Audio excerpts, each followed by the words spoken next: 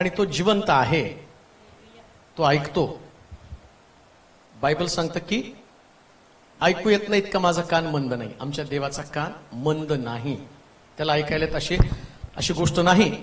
म्हणून अनेक चांगल्या गोष्टी देव या दिवसामध्ये लोकांच्या जीवनामध्ये करत आहे. साक्ष इतक्या अद्भुत घडत आहे. आज ऍक्सिडेंट झाला नाही, ऍक्सिडेंटमध्ये नेमकं ते लेकरूच हरवलं आणि मला वाटतं 15-20 दिवस ते लेकरू सापडत नव्हतं. मग त्यांनी आशा सोडली, हताश झाले, निराश झाले. पण तेवढ्यात त्यांना आठवलं की नाही, एक प्रार्थना जर सोलापूरमध्ये करायला सांगितली तर ते लेकरू सापडणार आहे. आणि मग त्याने रिक्वेस्ट केली की माझा एवढा विश्वास आहे, लेकरू कुठं हरवलंय काय ते आम्हाला माहित नाही, परंतु तुम्ही प्रार्थना केल्यावर जिथं लेकरू असेल तिथून आम्हाला मिळेल. त्यांनी असा विश्वास ठेवला, त्यांच्यासाठी प्रार्थना केली. मग आज फोटो सहित पाठवलं.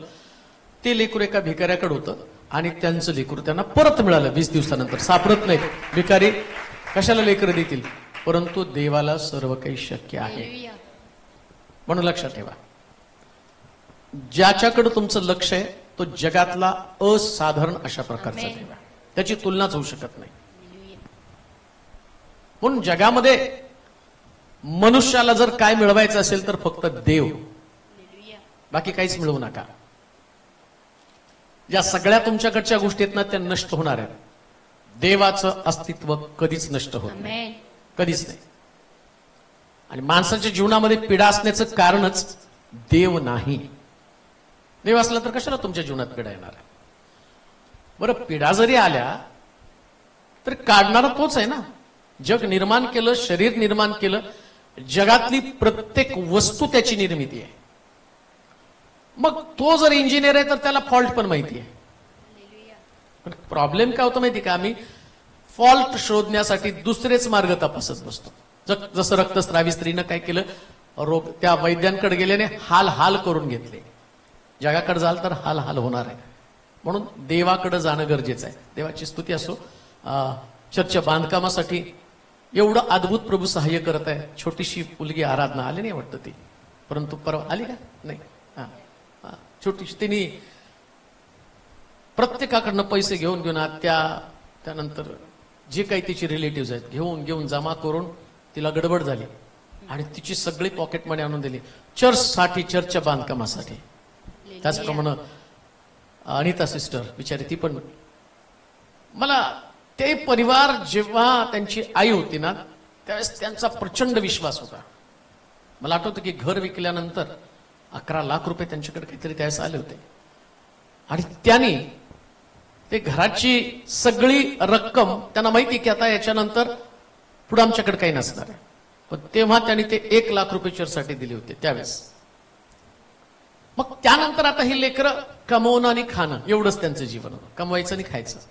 त्यामुळे ती लेकरं त्यांचंच घर चालवणं करणं सगळं कसं मॅनेज करतात त्यांचं त्यांना माहिती आहे. परंतु परवा ती अनिता आली आणि ते म्हणते की मला चर्चला काहीतरी द्यायचं. मी म्हटलं 5-10 हजार रुपये दिले, मी साठवले. म्हटलं ठीक आहे, तुला ते स्कॅन पार, नाही तर माझ्या याच्या नाही, मला जास्त द्यायचे. मी म्हटलं हिच्याकडे कुठले आले जास्त पैसे? मग ती म्हटली नाही, मला 50,000 आता द्यायचे आणि अजून साठवल्यावर परत द्यायचे, पण माझ्या चर्चसाठी जे तुम्ही करत आहात ना, माझा विश्वास आहे भव्य आणि दिव्य मंदिर होणार. भव्य आणि दिव्य बरं का. मग मी बोलायचं म्हणून उत्तेजनासाठी सुद्धा कुठलीच गोष्ट बोलत नाही. मला माहितीये सगळा करता वर बसलेला आहे आणि तो जगाची सूत्र हलवत आहे. कसं द्यायचं, काय करायचं, कुणाच्या अंतःकरणात काम करायचं.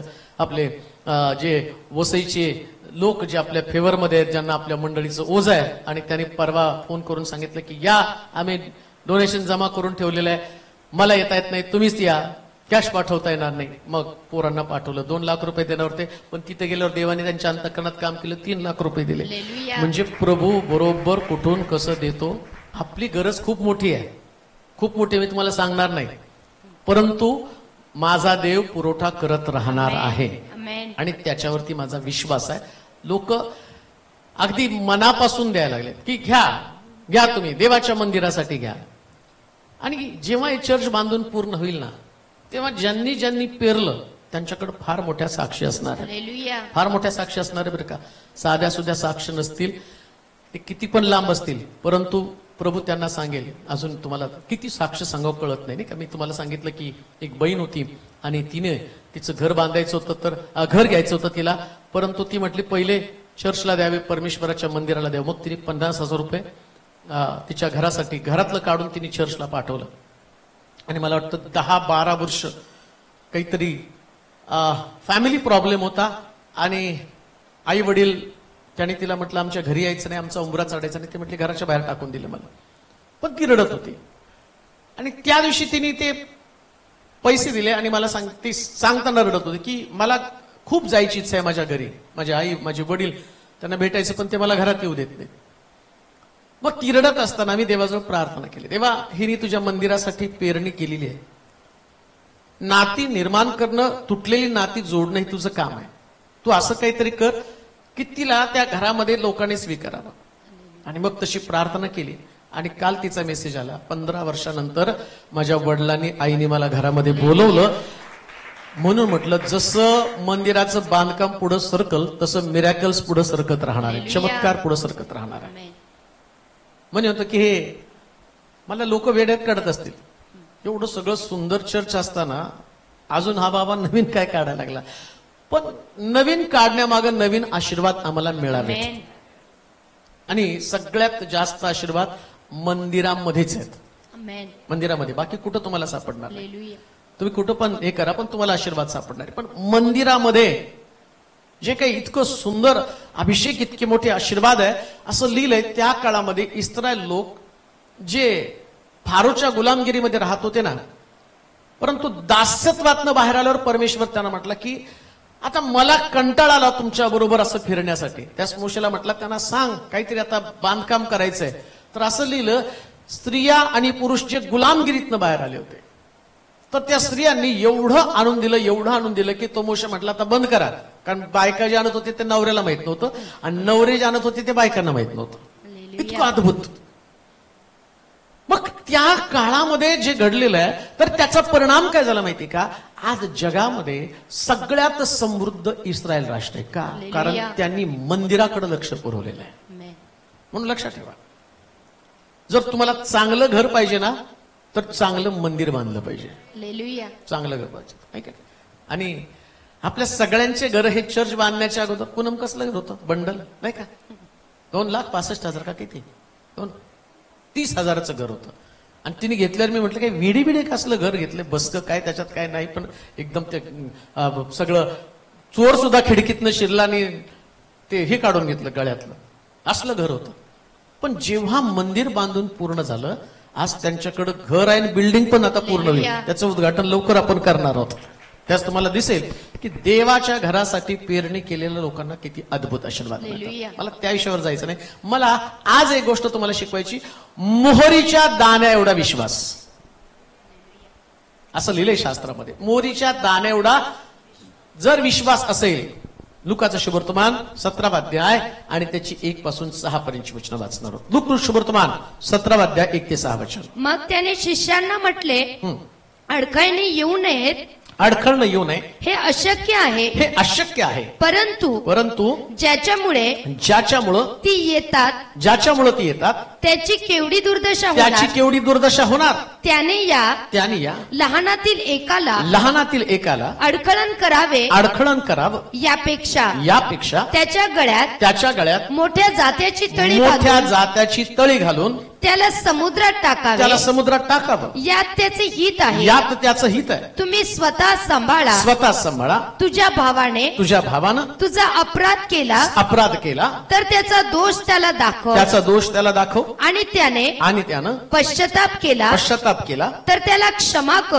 कर. त्याने दिवसातून 7 वेळा तुझा अपराध केला आणि 7 वेळा तुझ्याकडे परत येऊन घेऊन मला पश्चाताप झाला मला आहे पश्चाताप झाला आहे असे म्हटले तरी असे म्हटले तरी त्याला क्षमा कर. त्याला क्षमा कर. मग प्रेषित प्रभूला म्हणाले, प्रेषित त्यांना प्रभूला म्हणाले, आमचा विश्वास वाढवा. आमचा विश्वास वाढावा. प्रभू म्हणाला, प्रभू म्हणाला, तुम्हामध्ये मोहरीच्या दाण्या एवढा एवढा विश्वास असेल तर या या तुतीला तू मुळासकट उपटून समुद्रात लावली जा असे तुम्ही सांगताल ती तुमचे ऐकेल. पहा इथं असं म्हटलं, तुमच्याकडे जर मोहरीच्या दाण्या एवढा विश्वास असला आणि तुतीच्या झाडाला म्हटलं उपटून समुद्रामध्ये जा, तर ती आपोआप उपटून समुद्रामध्ये जाईल. परंतु हे सगळं वाचत असताना तो शिष्यांना तो काही महत्वाच्या गोष्टी सांगत आहे. हा मोहरीच्या दाण्या एवढा विश्वास येणार कसा, सगळ्यात मोठा तो प्रश्न आहे. आम्ही तो म्हणतो आमच्याकडे फार मोठा विश्वास आहे. आम्ही तो सगळ्यात जास्त विश्वासणार आहे. मी ओळखायचं कसं? मी जास्त प्रार्थना करतो, मी जास्त चर्चला जातो, मी जास्त आराधना करतो, मी जास्त दानधर्म करतो. परंतु आज मोहरीच्या दाण्या एवढा विश्वास, जी बेसिक कन्सेप्ट बरं का, तुम्हाला डोंगर ढळवण्या एवढा विश्वास, त्यानंतर लाटांसारखा विश्वास, विश्वासाचे पण अनेक प्रकार आहेत. परंतु तो म्हटला मोहरीच्या दाण्या एवढा विश्वास, जो विश्वास जे तुतीचं झाड जागेवरून निघत नाही, पण तो म्हटला तेवढा विश्वास जर असला ना, तर तू शब्द बोलशील आणि झाड आपली जागा सोडेल आणि समुद्रामध्ये ते झाड लावलं जाईल, समुद्रात उगेल. काय कथा कल्पनेतली गोष्ट प्रभू येशू ख्रिस्त सांगतो, तो तसला विश्वास तुझ्यामध्ये निर्माण होणं. आता हे सगळं करत असताना येशू महत्वाच्या काही गोष्टी त्यांना समजावून सांगत आहे. तो मोहरीच्या दाण्या एवढा विश्वास निर्माण होणार कसा, आणि तो माझ्यामध्ये आहे का? कधी कधी बिलिव्हर्स ही संकल्पना, मला आठवतं की पहिल्यांदा बिलिव्हर्स म्हटल्यानंतर ओळखायचं कसं, जे हालेलुया प्रेज द लॉर्ड म्हणतात ते बिलिव्हर्स. पहिले नव्हतंच कोणी हालेलुया प्रेज द लॉर्ड म्हणत, मग ओळखायचं ते हालेलुया प्रेज द लॉर्ड म्हटले, ते अन्य भाषा बोलले की मग म्हणायचे हे बिलिव्हर्स आहेत. म्हणजे इझी होतं ते, की नाही ते प्रेज द लॉर्ड करतात, हालेलुया म्हणतात आणि मग एकमेकाच्या हातामध्ये हात देतात, प्रीती करतात, मग आम्ही म्हणतो ते बिलिव्हर्स. पण आता बिलिव्हरची रिअल कन्सेप्ट, ज्याला मोहरीच्या दाण्या एवढा असणाऱ्या विश्वास संबंधानं प्रभू बोलत आहे, त्या कन्सेप्टला प्रभू या ठिकाणात सांगत आहे की जो मिरॅकल करणार आहे तुमच्यामध्ये, म्हणजे जे घडू शकत नाही ते घडवून आणण्याची ताकद या मोहरीच्या दाण्या एवढ्यामध्ये, एवढा मोहरीचा दाणा आहे आणि तो तेवढाच विश्वास तुमच्यामध्ये पाहिजे. पण आता तुमच्या लक्षात येईल, तुमच्यात तेवढा पण विश्वास नाही. मी वाचत असताना मला ते तेव्हा समजलं, अरे माझ्यात हा तेवढा पण विश्वास नाहीये. का तर नेमकं बायबल सांगतं की या दिवसामध्ये सैतान लोकांचा विश्वास सोडण्यासाठी येणार आहे. प्रभू येशू ख्रिस्त म्हटलं नाही का, मी पुन्हा पृथ्वी तलावरती आल्यावर मला मनुष्यामध्ये विश्वास आढळेल का? कोणता विश्वास? हा मोहरीच्या दाण्या एवढा विश्वास बरं का. मी तुम्हाला मोठ्या विश्वासाची कल्पना सांगत नाही, मोहरीच्या दाण्या एवढाचा विश्वास, एवढाच विश्वास. मग हा विश्वास हा तुमच्यामध्ये निर्माण होण्यासाठी अडखळणं कोणतं? लक्षात ठेवा, विश्वास आला, अडखण ठरलेला आहे. जसं त्या शद्रक मेशक अबेदनगोला राजा त्याचप्रमाणे सिंहाच्या गोळीमध्ये टाकण्याच्या अगोदर त्या ठिकाणात राजा त्या दानिएलला प्रश्न करतो, तुझ्या देवानं तुझा बचाव केला का? शद्रक मेशक अबेदनगोला प्रश्न करतो, या भट्टीतनं सोडवायला तुझा देव तुला समर्थ आहे का? म्हणजे तुमच्या विश्वासाची तपासणी. वाचूया, पहिलं वचन वाचू, म्हणजे आपल्याला हळूहळू पुढे जाता येईल. मग त्यानं शिष्यांना म्हटलं, अडखळणे येऊ नये. विश्वासाला, मोहरीच्या दाण्याला पहिल्यांदा असं म्हटलं की प्रत्येक विश्वासणाऱ्याला अडखण असणार आहे. जर तुम्ही विश्वास ठेवला तर तुम्हाला अडखण असणार आहे. अब्रामाला विश्वासाचं अडखण कोणतं आहे? सारेचं मृत गर्भाशय. त्याला कसा विश्वास असणार की सारेचं गर्भाशय मृत आहे, आता त्या गर्भाशयातनं लेकरू होऊ शकणार नाही. म्हणजे जेव्हा प्रभू आम्हाला विश्वासाच्या गोष्टी बोलतो त्यास आमच्याकडे अडखण असणारच आहे, परंतु मला त्या अडखणाविषयी बोलायचं नाही. जे अडखण इथं या लुकाच्या शुभवर्तमानामध्ये तिथं सांगितलं गेलं की प्रत्येक विश्वास ठेवणाऱ्या व्यक्तीला काही ना काहीतरी अडखण असणार आहे. शास्त्रात सांगितलं अडखळण तर असणारच. वाचा बरं वचन. मग त्याने शिष्यांना म्हटलं, अडखळणे येऊ नये, हे अशक्य आहे. काय हो? अशक्य आहे.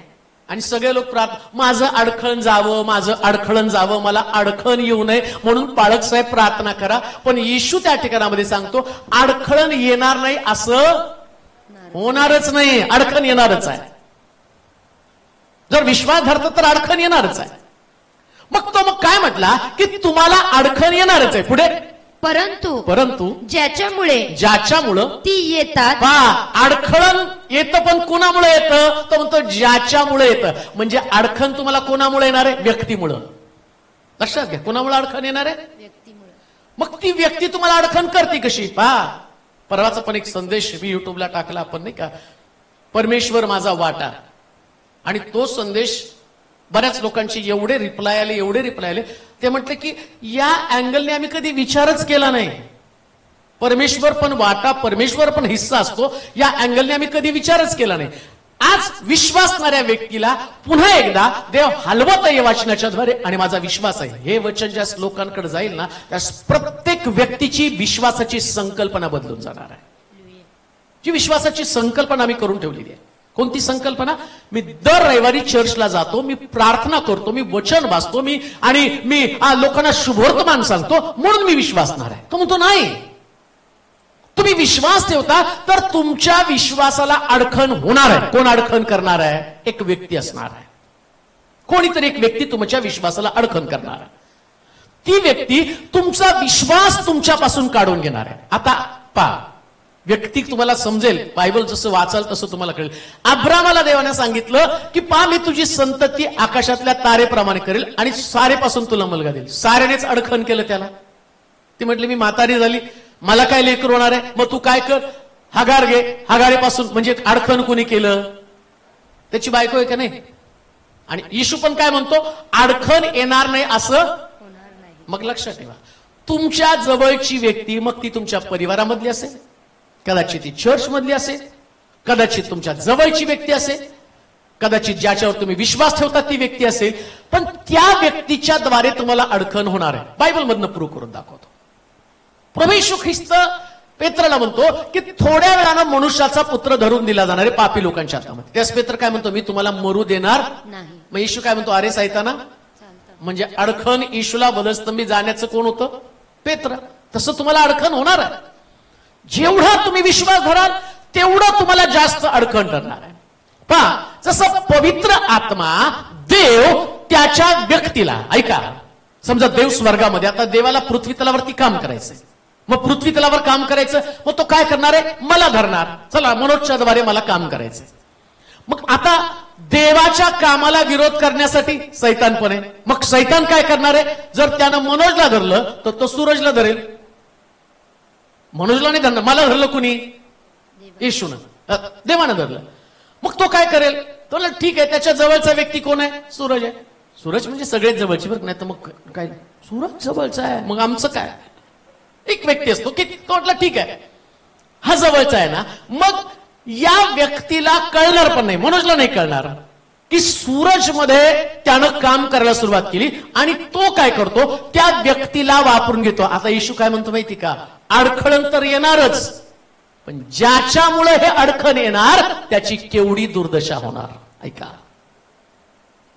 एक व्यक्ती विश्वासामध्ये वाढत असताना तुम्ही त्याचा विश्वास वाढू नये याच्यासाठी सैतान तुम्हाला वापरून घेत आहे का? हा पहिला प्रश्न.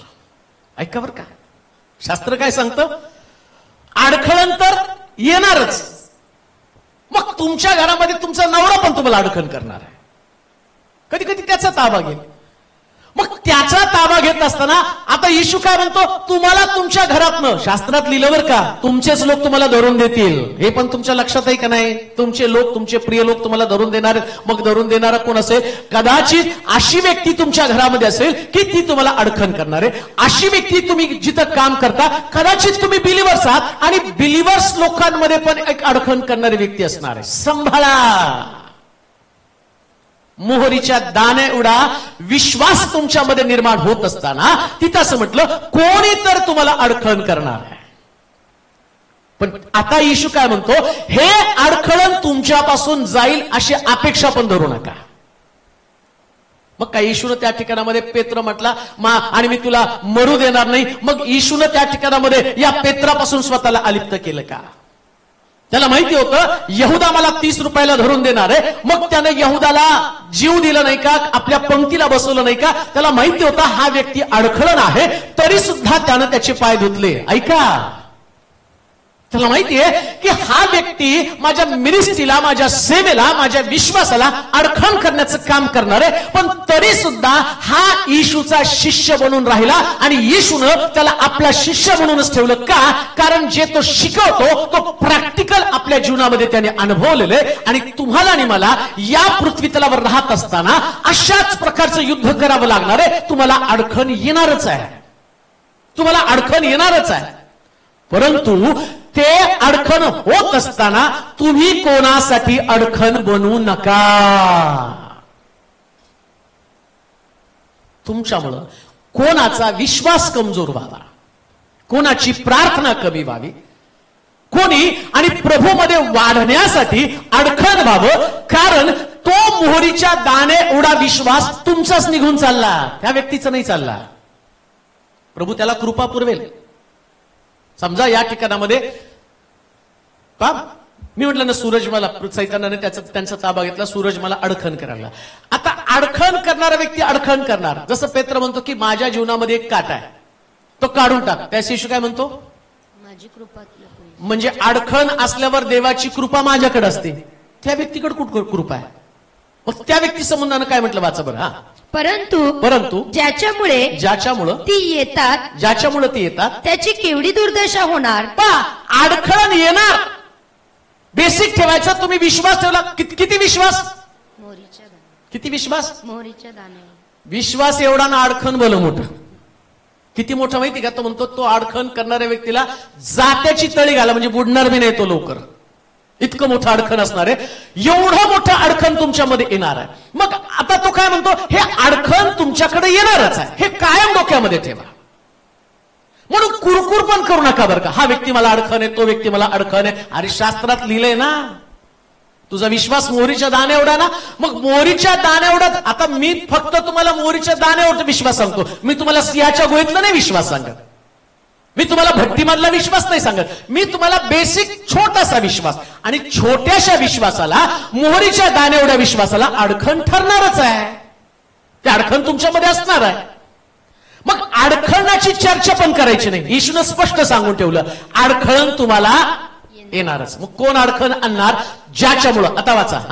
मग त्याने शिष्यांना म्हटले, अडखळणे येऊ नयेत. अडखळणे येऊ नये हे अशक्य आहे. हे अशक्यच आहे. परंतु ज्याच्यामुळं ती येतात त्याची केवढी दुर्दशा होणार.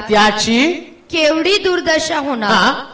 त्याने या लहानातील एकाला अडखळण करावं यापेक्षा त्याच्या गळ्यात मोठ्या जात्याची तळी बांधून त्याला समुद्रात टाकावे. तिथं असं म्हटलं, अडखळण तर तुम्हाला येणारच आहे. ऐका बरं का.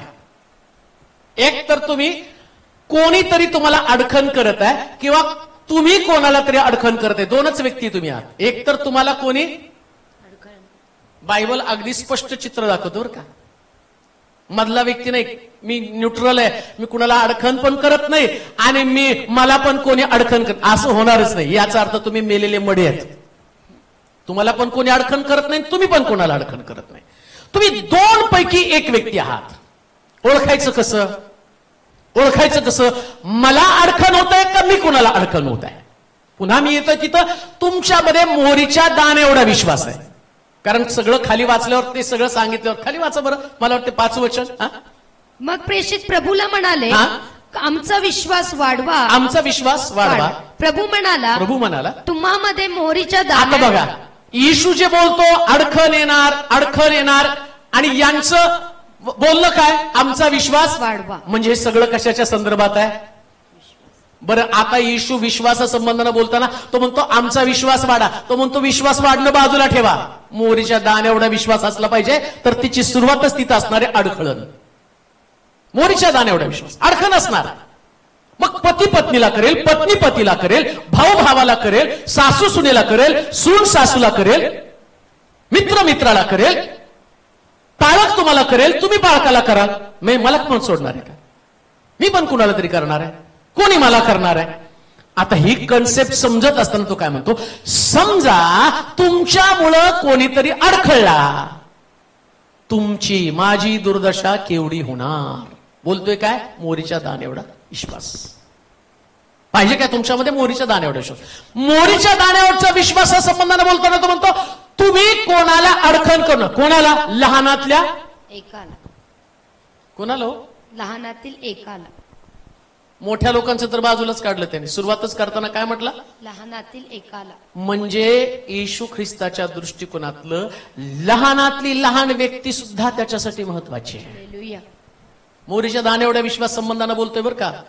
लहान व्यक्ती संबंधानं म्हणतो हा लहान व्यक्तीला जरी कुणी अडखण केलं माझ्याकडे येण्यासाठी, लहान व्यक्तीला जरी कुणी विश्वासापासून तोडण्याचं काम केलं, लहान व्यक्तीला सुद्धा देवाच्या मंदिरामध्ये आणि उपस्थित राहण्यासाठी, आराधना करण्यासाठी, त्याची सेवा करण्यासाठी, विश्वासामध्ये वाढण्यासाठी जर कोणी अडखण केलं, मग कोण अडखण करतं? कधी कधी आम्ही लहान लेकरं घरी ठेवून येतो, अडखणच करतो ना. आम्ही म्हणतो नाही तू घरी बस, आम्ही जाऊ चर्चला जाऊन येतो. तुम्ही अडखण करत आहात. एक व्यक्ती ज्या चर्चकडे, प्रभूकडे त्याला घेऊन येत नाही, त्याला आम्ही, आणि आमच्या दृष्टिकोनातनं काय, त्याला चर्च काही समजत नाही, हे आमचे विचार झाले. आता प्रभू म्हणतो तुमच्याकडे मोरीच्या दाणे एवढा विश्वास. म्हणजे काय? तुम्हाला हे कुठं कळतं? तो घरात, परमेश्वराच्या घरात उभं राहणाऱ्यांची केवढी धन्य. हा तुमचा विश्वास असला पाहिजे. तो मोरीच्या दाणे एवढा विश्वास आहे. काय? तुमची लेकरं देवाच्या घरामध्ये असली छोटी लेकरं आहेत. ती छोटी लेकरं आहेत, भले ती त्रास देतील, भले आम्ही सांगू त्यांना बाहेर जाऊन घेऊन बसा. का तर रेकॉर्डिंग चालू आहे. आता आम्हाला काही लहान लेकरं आवडत नाही अशातला भाग नाही, पण ते लेकरांना त्यांचं आणि लोकांना चांगल्यातलं चांगलं संदेश गेला पाहिजे ही आमची तळमळ. कारण ऐकणारे लोक हजारोच्या संख्येने बदलत आहे. मग तुम्हाला असं वाटतं नाही ते चर्चमध्ये लहान लेकरं घेऊन बसू देत नाही म्हणून पण तुम्हाला घरात ठेवायचं नाही, ते कुठलं अडचण आहे? तुम्हाला घेऊन यायचं, देवाच्या मंदिरात घेऊन यायचं. कशासाठी? कारण जर त्यांच्यामध्ये ते ऐकण्याची कुवत असेल. योहान आणि येशू, मरिया आणि अलिशिबा दोघांच्या पोटामध्ये असताना आतमधल्या असणाऱ्या येशूनं उडी मारली, अभिवादन स्वीकारलं आणि उड्या मारल्या. त्या लेकरांची हालचाल तिथे झाली. मग पोटातल्या लेकरांना पण येशू कळतो, मग तुमच्या जिवंत लेकरांना येशू कळणार नाही का? म्हणून लक्षात ठेवा, तुमची लेकरं देवाच्या घरामध्ये असली पाहिजे. हा तुमचा मोरीच्या दाणे एवढा विश्वास झाला बरं का. लय मोठा विश्वास नाही तुमचा. त्याला अडखण करू नका, त्याला देवाच्या मंदिरामध्ये घेऊन या, लहानातल्या लहान व्यक्तीला. हा तुमचा विश्वास असला पाहिजे. आता काय तो म्हणतो? जो अडखण करेल, ऐका, जो अडखण करेल. आता थोडस कन्सेप्ट वाईज बघूया. समजा मी चर्च मध्ये आलो, देवाच्या मंदिरामध्ये आलो, आणि मंदिरामध्ये आल्यानंतर माझं बिहेवियर, माझं वर्तन कोणासाठी तरी अडखण असेल. माझं वर्तन बरं का, माझं वागणं. मी एखाद्याला गुरून बघितलं, फक्त नाही जायला काय नाही हो, ते रागातच बघतात,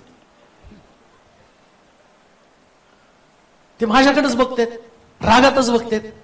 आता येशू काय म्हणतो? कोणाला अडखळण म्हणून सगळ्यांकडे हसत हसत बघा.